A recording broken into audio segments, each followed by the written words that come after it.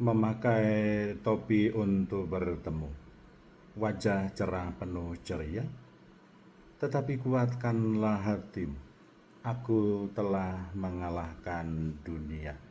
Saya Pastor Petrus Suharjono SC mengaturkan kepada Anda sekalian salam kasih hati kudus Yesus dan berkat Allah yang Maha Kuasa, dalam nama Bapa dan Putra dan Roh Kudus. Amin. Pada kesempatan ini bersama-sama kita akan mendengarkan dan sekaligus merenungkan bacaan Injil dari Injil Yohanes bab 16 ayat 29 sampai 33. Bacaan Injil ini juga menjadi bahan permenungan kita dalam perayaan Ekaristi Hari Biasa Pekan Paskah ke-7, Senin 2 Juni 2025. Kata murid-murid Yesus kepadanya, "Lihat, sekarang engkau terus terang berkata-kata dan engkau tidak memakai kiasan. Sekarang kami tahu bahwa engkau mengetahui segala sesuatu dan tidak perlu orang bertanya kepadamu. Karena itu kami percaya bahwa engkau datang dari Allah." Jawab Yesus kepada mereka, "Percayakah kamu sekarang? Lihat, saatnya datang, bahkan sudah datang, bahwa kamu dicerai-beraikan masing-masing ke tempatnya sendiri, dan kamu meninggalkan aku seorang diri. Namun aku tidak seorang diri, sebab Bapa menyertai aku. Semuanya itu kukatakan kepadamu, supaya kamu beroleh damai sejahtera dalam aku. Dalam dunia kamu menderita penganiayaan, tetapi kuatkanlah hatimu. Aku telah mengalahkan dunia." Demikianlah sabda Tuhan. Terpujilah Kristus. Saudara-saudari yang terkasih, selamat pagi. Bagaimana kabar Anda hari ini? Semoga selalu sehat, berbahagia, bergembira, bersukacita luar biasa, dan senantiasa merasakan kasih dan penyertaan Tuhan di hari yang baru ini. Terima kasih, dan saya bersyukur bahwa Anda sekalian mendukung dan mendoakan terutama umat Paroki Santo Petrus Karangsenang yang pada hari Sabtu kemarin mengadakan perarakan dan misa penutupan bulan Mei, bulan Maria. Kita berdevosi kepada Bunda Maria, berarak dari depan gereja Hati Kudus Tuhan Yesus SP7 menuju ke Gua Maria Kauka Wenako, dan semua berjalan dengan aman, baik, lancar, dan selamat. Semoga kecintaan kita kepada Bunda Maria menghantar untuk kita sampai kepada Yesus Putranya, dan semoga harapan-harapan, kerinduan-kerinduan, permohonan-permohonan kita yang kita lantunkan bersama dengan Bunda Maria kepada Yesus Putranya didengarkan dan dikabulkan.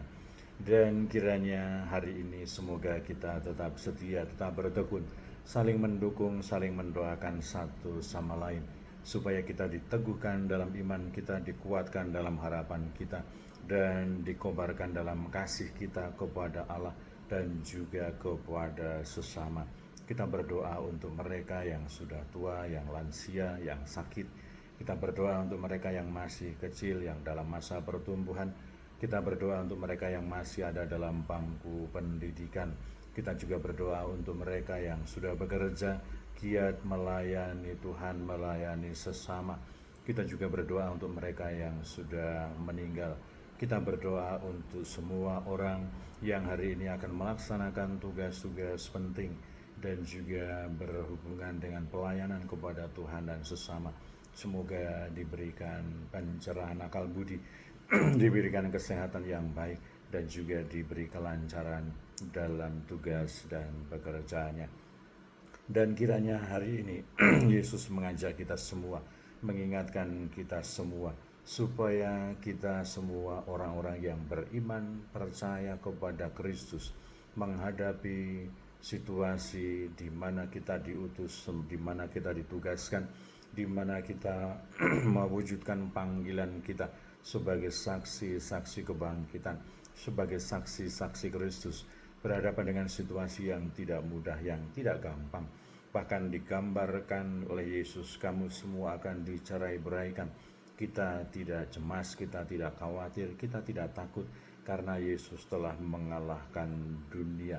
Dan Tuhan sendiri yang berjanji memberikan penyertaan, memberikan kekuatan, dan memberikan penghiburan kepada kita semua, orang-orang yang telah dipilih, orang-orang yang telah diutusnya untuk menjadi garam, menjadi terang bagi dunia, untuk menjadi saksi-saksi Kristus, untuk menghadirkan persaudaraan, menghadirkan sabda Allah, menghadirkan belas kasih Allah bagi dunia.